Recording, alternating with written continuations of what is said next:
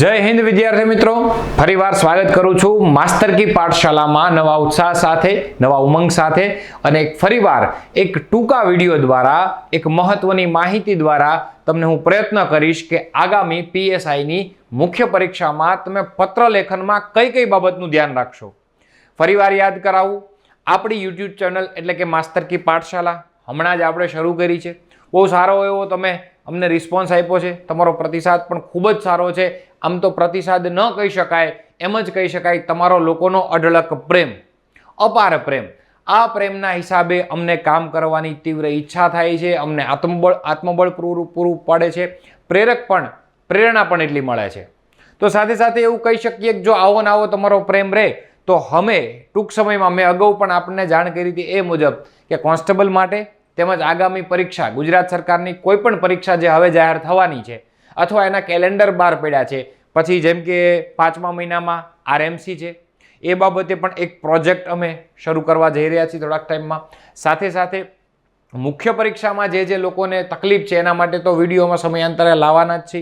જે કરંટના મુદ્દા છે, કરંટ છે, એ પણ હવે 1 કે 2 દિવસમાં એક 1, 2, 3 એવી સિરીઝ સાથે કોતર સાહેબ લઈને આવવાના છે.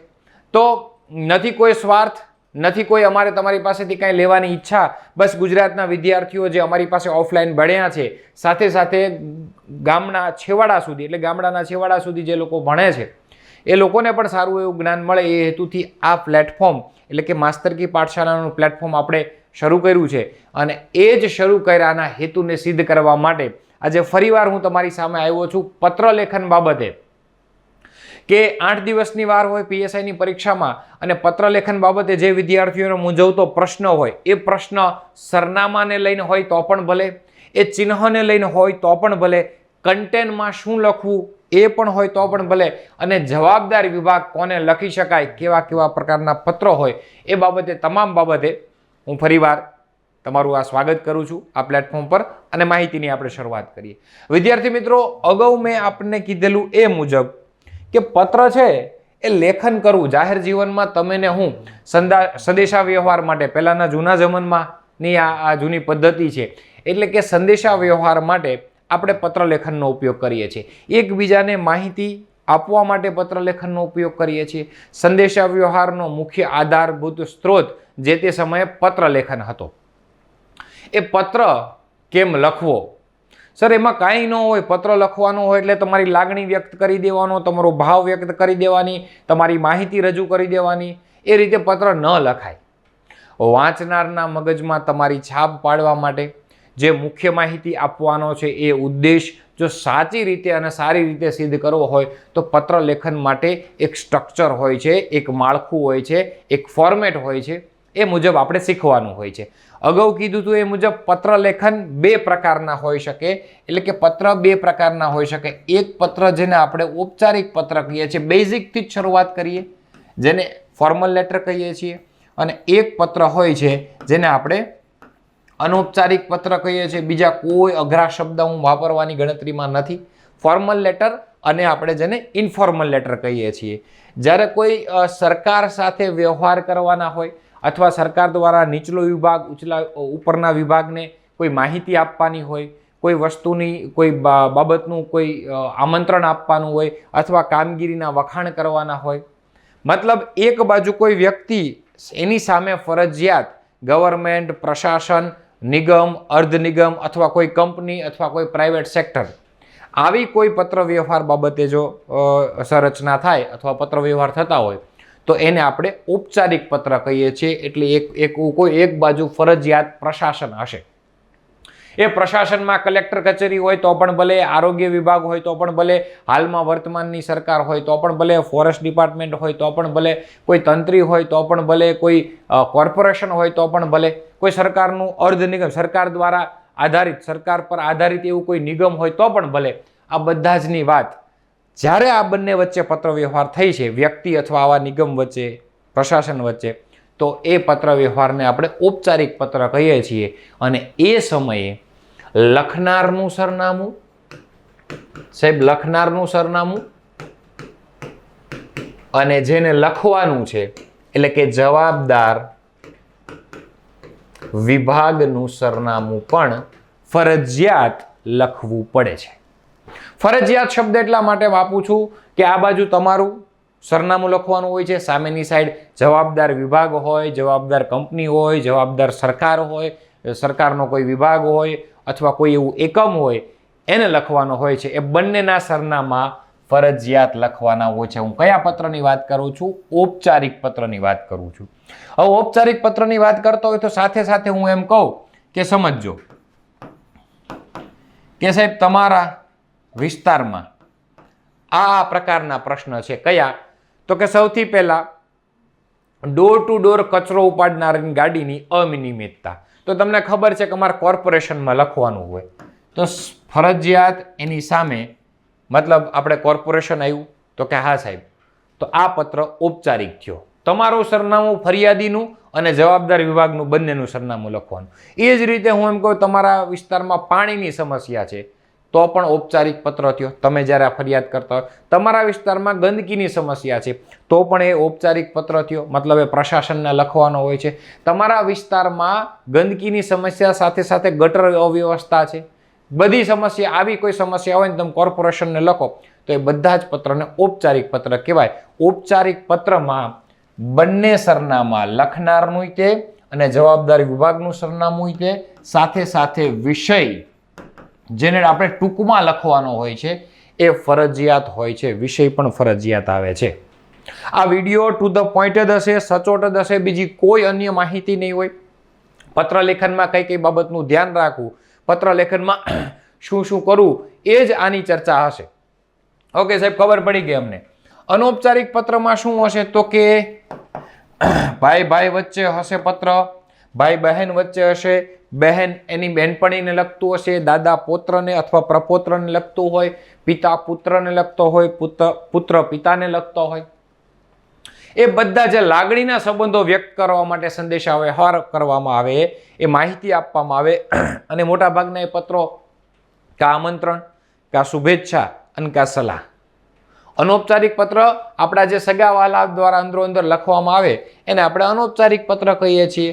એમાં ફક્ત ને ફક્ત જે લખનારનું સરનામું હોય એનું જ સરનામું આવે છે, એમાં વિષય આવતો નથી. અનૌપચારિક પત્રમાં વિષય લખવાનો હોતો નથી.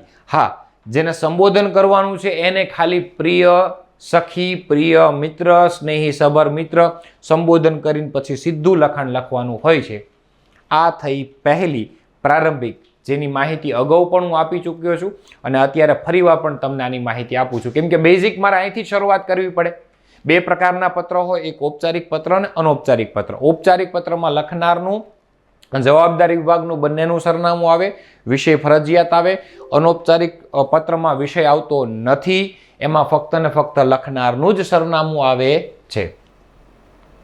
વિદ્યાર્થીઓને બે પ્રશ્ન મૂંઝવતા હોય છે કે સાહેબ બિડાણ અને નકલ રવાના જે છે એ ફરજિયાત છે, મરજિયાત છે, લખાય ન લખાય, શું આવે પ્રશ્ન?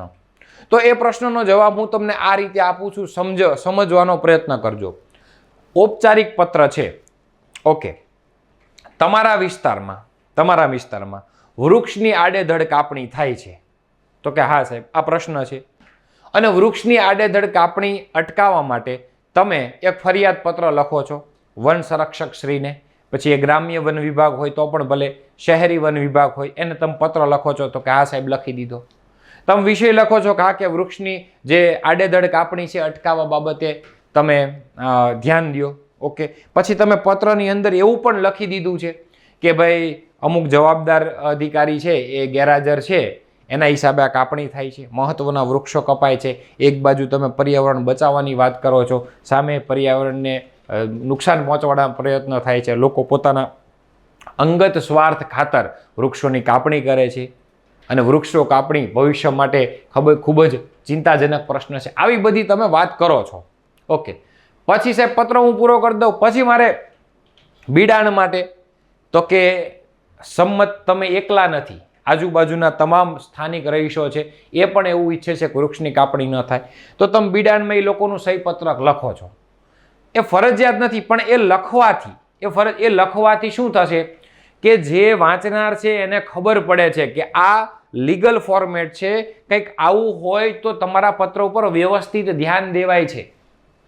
તમે નકલ રવાનામાં કંઈક ફોટોગ્રાફ મોકલો, સાથે સાથે તમે અગાઉ અરજી આ બાબતે કરી હોય તો આ બીજી અમારી ફરિયાદ છે એ પણ મોકલો, લોકોનું સંમતિપત્ર સહીપત્ર હોય એ પણ મોકલો, બીજો કોઈ એવો પ્રૂફ પુરાવો હોય તો પણ સાથે તમે બિડાણ કરો, જેથી કરીને આ ફરજિયાત નથી પણ જેથી કરીને જે જોનાર છે એ આપણા નિરીક્ષક છે પછી વિભાગનો કોઈ વ્યક્તિ હોય એને ખબર પડે કે ના આ ભાઈને યોગ્ય ફોર્મેટની ખબર છે, અથવા તમારા જે ફરિયાદ પત્ર ઉપર એ થોડુંક બારીકાઈથી જોવાય, નિરીક્ષણ વધુ ઊંડાણપૂર્વક થાય, એને ઘા ન કરી દેવામાં આવે, ફેંકી ન દેવામાં આવે.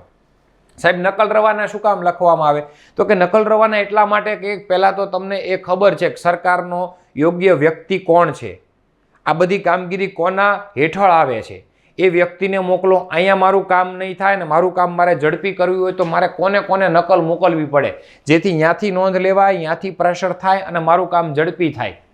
તો એ વન પર્યાવરણ મંત્રીને હું સાહેબ મોકલું મારી આ ફરિયાદ પત્રની તો મારું કામ તરત નોંધ લેવાય કે ભાઈ કેમ આવે છે, આવી અરજી આવી છે, ફરિયાદ અરજી આવી છે, કરો કામગીરી. આનાથી તમારા પત્રમાં એવી સાબિતી થાય છે કે તમને વિભાગનું જ્ઞાન છે, યોગ્ય ફોર્મેટની ખબર છે, કોને વ્યક્તિને ખ્યાલ આવે, કોને લખાય, કોને નકલ રવા એ બધી ખબર છે એટલા માટે. બાકી ન લખો તો કોઈ એવી વસ્તુ ફરજિયાત પણ નથી હોતી, તમે ટૂંકમાં કરીને કરી નાખો, માર્ક એ પ્રમાણે મળે. પહેલી રીતે લખો તો માર્ક વધુ મળે. આ કહેવાનો મારો ઉદ્દેશ છે. હું તમને યોગ્ય એક ફોર્મેટ બતાવું છું, બરોબર? યોગ્ય ફોર્મેટથી તમને ખબર પડશે કે એકચ્યુઅલ ખરેખર આપણે ભૂલ ક્યાં કરીએ છીએ અને ભૂલ ન થાય એના માટે. હા, લખાણ તો તમને ખબર જ છે કે શું લખવાનું છે.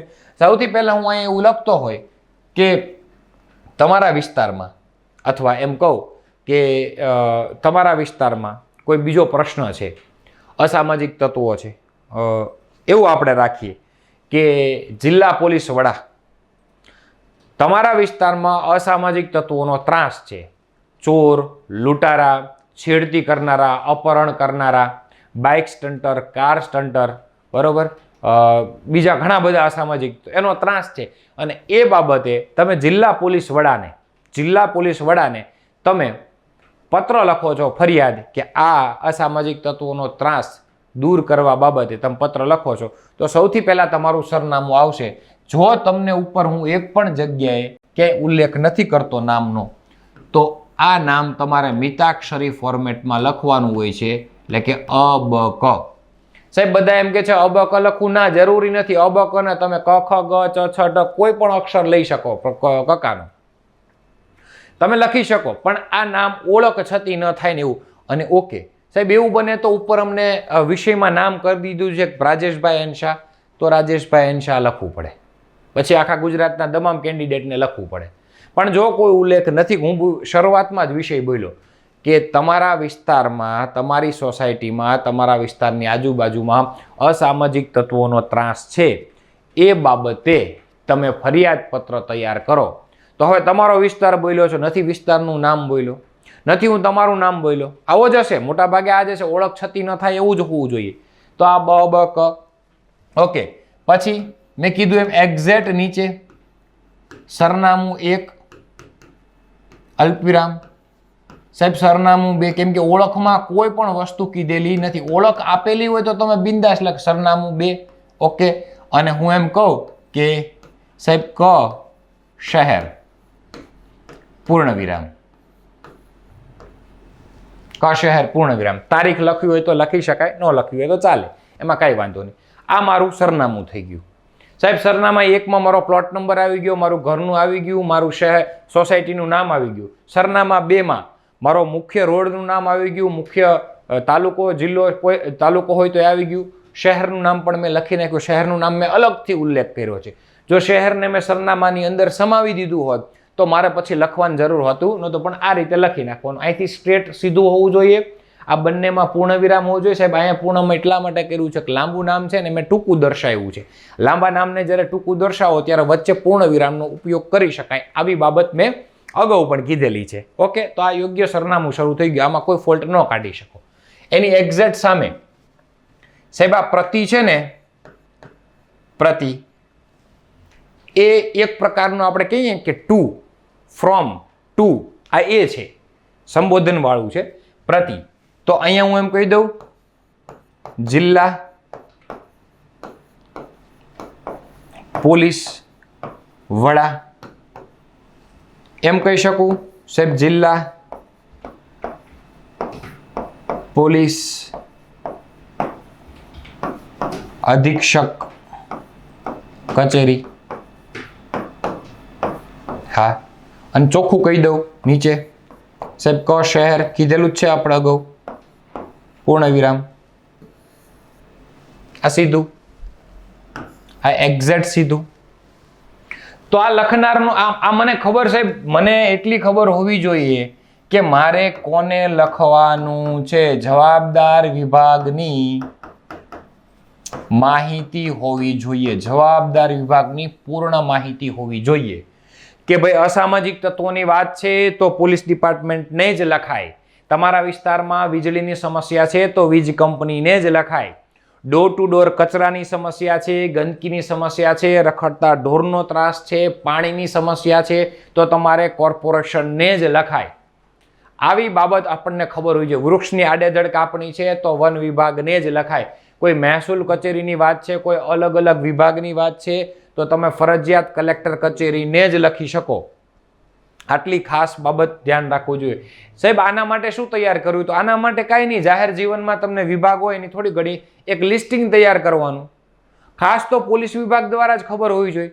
પોલીસ કમિશનરેટ કોઈ જિલ્લો હોય તો કમિશનર સાહેબને જ હોય. નજીકના પોલીસ સ્ટેશન પોલીસ ઇન્સ્પેક્ટર ધરાવતા એટલે કે પીઆઈ આધારિત મતલબ સંચાલિત પોલીસ સ્ટેશનને જ લખવાનો હોય છે તમારે.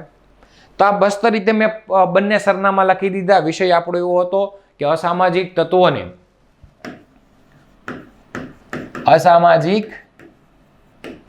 તત્વોને ડામવા બાબત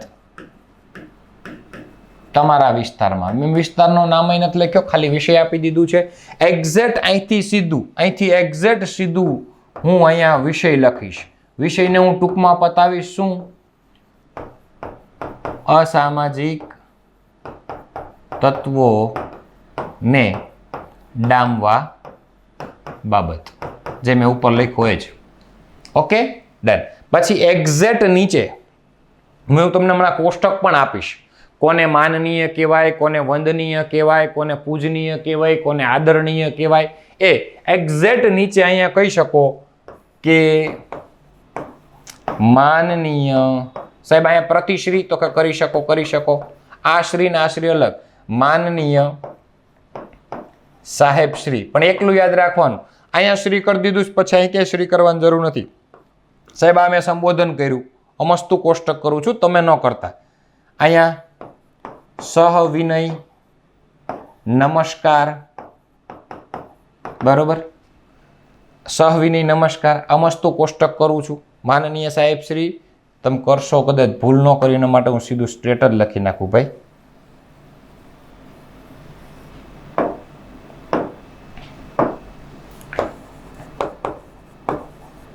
માનનીય સાહેબ શ્રી, પછી કહી શકો સહવિનય નમસ્કાર. આ સંબોધન છે, આ અભિવાદન છે, જેને ઉદ્બોધન પણ કહીએ. આ સંબોધન છે અને આ અભિવાદન છે. પછી એક્ઝેક્ટ સાહેબ શું આવે તો કે આ પહેલો પેરેગ્રાફ, એમાં વિષય પ્રવેશ. શું કરશો વિષય પ્રવેશ સાહેબ? વિષય પ્રવેશમાં એવું કહેવાનું કે ગયા વર્ષે આપના પોલીસ વિભાગની કામગીરી સરાહનીય હતી. વખાણસી. પહેલા પેરેગ્રાફમાં 2 લાઈન, ટોટલ 10 લાઈન લખવાની છે. આપના વિભાગની કામગીરી ગયા વર્ષે સરાહનીય હતી. એ બાબત સ્વીકાર્ય યોગ્ય છે, પણ હમણાં થોડાક સમયથી અસામાજિક તત્વોનો ત્રાસ દિવસે ને દિવસે વધતો જાય છે. એ બાબતે જનહિતાર્થે આપના વિભાગને સૂચન કરીએ છીએ અથવા સૂચન કરું છું. બસ 2 જ લાઈન. શું કર્યો? વિષય પ્રવેશ. કયા અસામાજિક તત્વોની બાબતે વિષય પ્રવેશ કરવાનો છે એ વિષય પ્રવેશ કરી દીધો. ઓકે. પછી તો કે સર મુખ્ય ભાગમાં મારે વચ્ચેના પેરેગ્રાફમાં જે માર્ક પ્રાપ્ત કરવા માટે શું લખી શકું? તો કે લખી શકો કે 1 વેપારીનું 2 વેપારીનું અપહરણ થઈ ગયું છે. તો કે હા, 7 દિવસ થતા એની હજી ભાળ નથી મળી. અહીંથી શરૂઆત કરી શકું.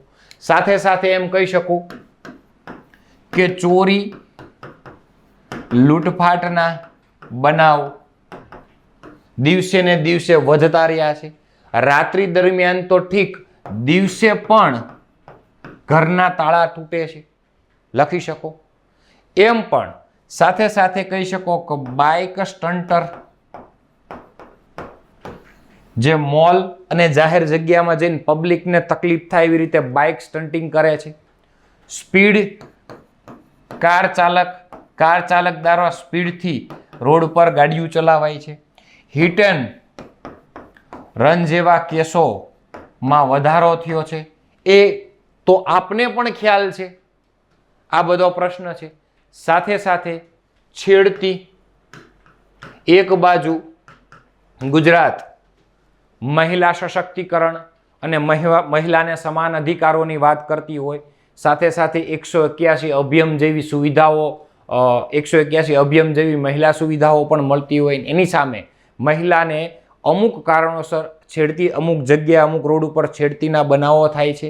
સાથે સાથે હમણાં તાજેતરમાં તો આપને ખ્યાલ પણ હશે કે અપહરણ સાથે સાથે તમે કહી શકો બલાત્કારની ઘટના પણ જોવા મળી છે. અને આ બધા જે બાઇક સ્ટન્ટરો છે, અસામાજિક તત્વો છે, એનો ત્રાસ વધતા પણ ક્યારેક તો એવું પણ લાગે છે કે પોલીસ આંખ આડા કાન કરે છે અથવા આંખે પાટા બાંધીને જોતી હોય એવું લાગે છે, મૂક બધિર થઈને જોતી હોય એવું લાગે છે. ફરીવાર આપના વિભાગને કહીએ છીએ કે આપના વિભાગની કામગીરી સારી હોવાથી સૂચન કરીએ છીએ કે આવા અસામાજિક તત્વો બાબતે તાત્કાલિક એક ટીમ બનાવવામાં આવે, સ્પેશિયલ ટીમ બનાવવામાં આવે અને અપેક્ષા સાથે આ દરેક અસામાજિક તત્વો ઉપર રોક લગાવવામાં આવે. કાયદામાં પણ થોડોક સુધારો કરીને કાયદાનું ભાન કરાવવા માટે રાત્રિ દરમિયાન અથવા દિવસ દરમિયાન પેટ્રોલિંગ વધારવામાં આવે, હે ને? પેટ્રોલિંગ આ બધી બાબત તમે પત્રમાં લખી શકો. અંતે લિખિતન એક જાગૃત નાગરિક અથવા આ તમે લખી શકો, પૂરું કરી શકો.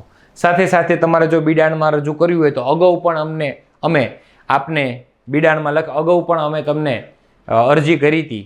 1-2 ચોરીના કિસ્સાના ફોટોગ્રાફ, છાપાના કટિંગ, છાપામાં પણ આ બાબતે જો ચોરી બાબતે, લૂંટફાટ બાબતે, અપહરણ બાબતે, વેપારીની બાબતે, છોકરીને છેડે એના કટિંગ પણ તમે સાથે બિડાણમાં મોકલી શકો છો. બરાબર? જિલ્લા પોલીસ વડાને આપેલું છે. પછી નકલ રવાના તમારા રાજ્ય ગૃહમંત્રીને કરવી હોય તો બિંદાસ ચોક્કસ કરી શકો છો. તો યોગ્ય મેં તમને એક પત્ર થોડાક જમાં ઝાંખી કરાવી દીધી. આ જ કરવાનું છે, બીજું કાંઈ જ હોતું નથી, કોઈ વસ્તુ હોતી નથી. સમજો, શીખો, પ્રોપર ફોર્મેટ મુજબ ચાલો. આમાં કોઈ મેં તીર નથી માર્યું, આવું જ હોય. અસામાજિક તત્વો દ્વારા કંઈ સેવા કાર્ય ન થતું હોય, આવું જ હોય. લખાણ વચ્ચેનું મહત્વ ભાગ છે, બંને સરનામા મહત્વના છે, વિષય મહત્વનો છે, સંબોધન ઉદ્બોધન મહત્વનું છે, અંત મહત્વનો છે. બિડાણ અને નકલ રવાનાથી એક સારી છાપ પાડી શકાય અને વચ્ચેના પેરેગ્રાફમાં જે હેતુ સિદ્ધ કરવાનો છે એ હેતુનું લખાણ થોડું ઊંડાણપૂર્વક હોવું જોઈએ. આ નિબંધ નથી, આ પત્ર જ છે. ઓકે, ચાલો. તો હવે થોડીક આગળ વાત કરીએ કે કઈ બાબત તમે ધ્યાનમાં રાખશો સાહેબ, કઈ બાબતનું તમે ધ્યાનમાં રાખશો. તો સૌથી પહેલા એવું છે કે પત્ર લેખન આકર્ષક બનાવવા માટે બંને બાજુ હાસ્યા પાડો છો. મતલબ એ તમને પરીક્ષામાં આપી જ દેવાના છે, બંને બાજુ બ્લેન્ક પેજ નહીં હોય, હાસ્યો પાડીને જ આપેલું હશે. સરનામું લખવામાં ક્રમ જળવાઈ રહે તેની કાળજી રાખવી. એટલે એક્ઝેક્ટ એવું કહેવા માંગે છે કે નામ, સરનામું, નામ, પેટા સરનામું, મુખ્ય સરનામું એ રીતે અસેન્ડિંગ, સીધી સ્ટ્રેટ લાઇનમાં હોવું જોઈએ. પત્રની શરૂઆતમાં અભિવાદન, પછી પત્રના વિષય અનુસાર લાગણી વ્યક્ત કરવાની હોય છે. સંબોધન અને અભિવાદન થઈ જાય અહીંયા, પછી જે વિષયમાં લાગણી હોય તો લાગણી, ફરિયાદ હોય તો ફરિયાદ, શુભેચ્છા હોય તો શુભેચ્છા, મુલાકાતની બાબત હોય તો મુલાકાતની, સલાહ હોય તો સલાહ, એ કરવી જોઈએ. ને વિષય પ્રવેશ કરવાનો પ્રથમ પેરેગ્રાફ લખવાનો, જે અગાઉ મેં તમને આગળ સમજાવ્યું છે. હવે પહેલો પેરેગ્રાફ લખી નાખો, પછી વચ્ચેના પેરેગ્રાફમાં મેં તમને કીધું તેને મુખ્ય ભાગ કહી શકો, મુખ્ય વિષય વસ્તુ કરો, અને પછી અંત અને સમાપન લાસ્ટમાં આવશે, જેમાં તમારે એમ કહેવાનું કે આપના વિભાગ સાથે હકારાત્મક વલણની અપેક્ષા છે અને વહેલી તકે આ મારા પ્રશ્નોનો નિકાલ કરશો એવી અપેક્ષા સહ. જય હિન્દ, આભાર. એ તો એક લાઈન હોય તો કદાચ તમે ભેગી કરી નાખો તોય કાંઈ વાંધો નથી.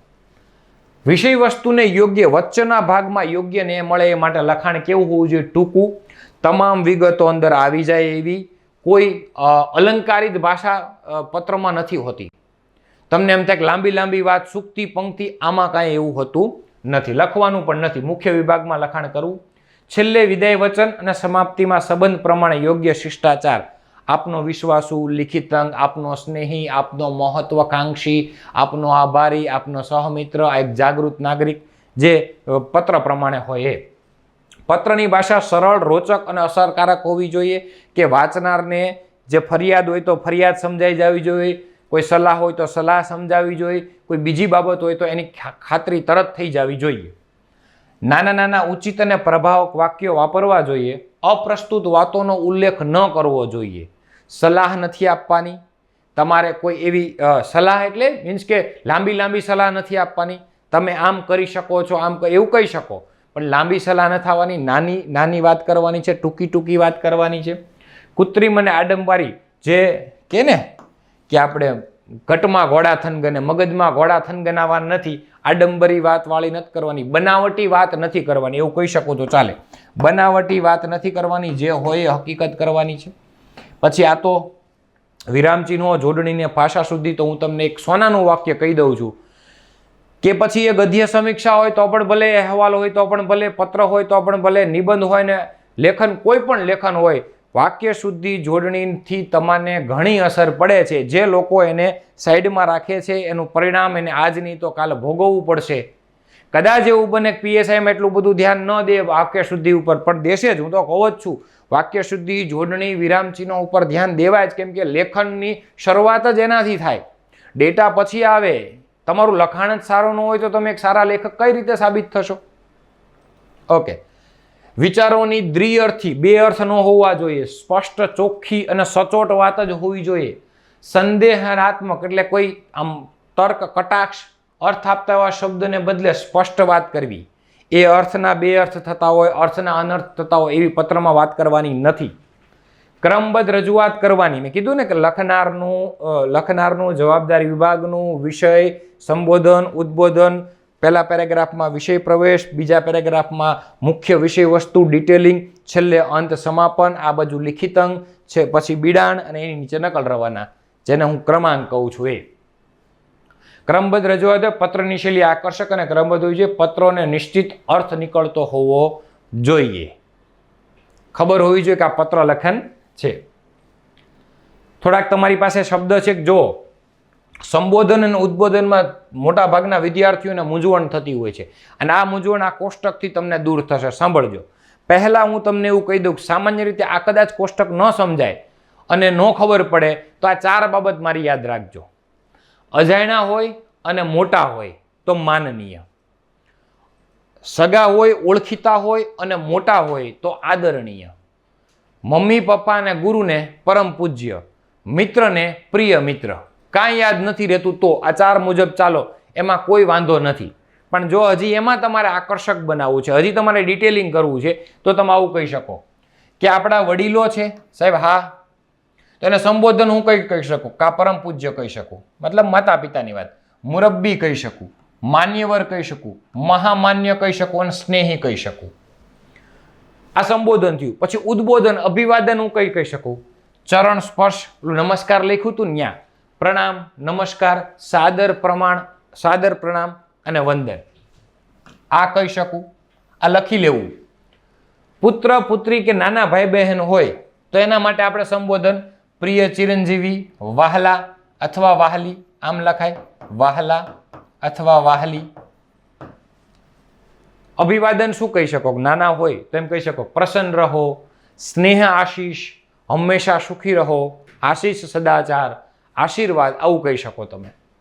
મિત્રો હોય અને સમવયસ્કો હોય, મતલબ આપણા સરખી ઉંમરના હોય તો સંબોધન એને થાય પ્રિય પ્રિય. જો સંબોધન થાય પછી જ ઉદ્બોધન અથવા અભિવાદન થાય, પહેલા ન થાય. પ્રિય, પ્રિયવર, મિત્રવર, પ્રિય બંધુ, પ્રિય ભાઈ, સ્નેહી સ્મરણ, સ્નેહ યાદ સાથે.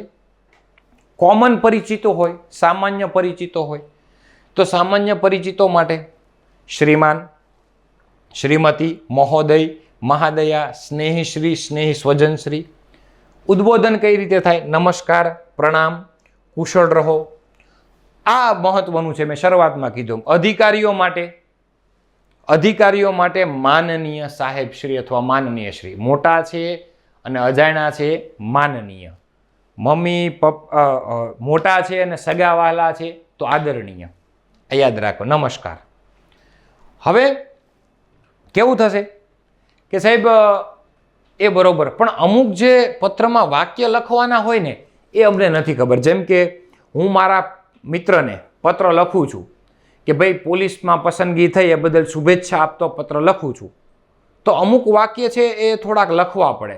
હું મારા મિત્રને લખું એટલે અનૌપચારિક પત્ર થયો, બરોબર, ઇન્ફોર્મલ લેટર થયો.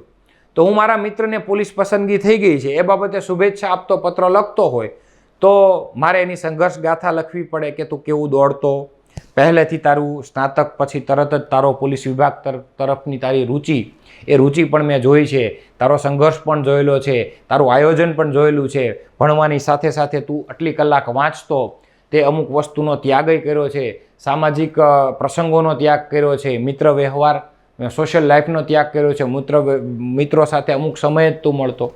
આ બધી વાતો અંદર કરી શકું, પણ અમુક શબ્દો મારે વાપરવા હોય. દુઃખ, સુખ, લાગણી, પ્રેમ, આવા બધા જો કોઈ સમય હોય ને ત્યારે અમુક શબ્દ મારે વાપરવા પડે. જે હું તમને મળ્યો છું, કોઈ મિત્રને મળ્યો હોય અથવા મારે એને શુભેચ્છા વાત કરવી હોય તો આપનો પત્ર મળ્યો, વાંચી આનંદ થયો, પરિવારજનો આનંદમાં હશો, હું પણ આનંદમાં છું.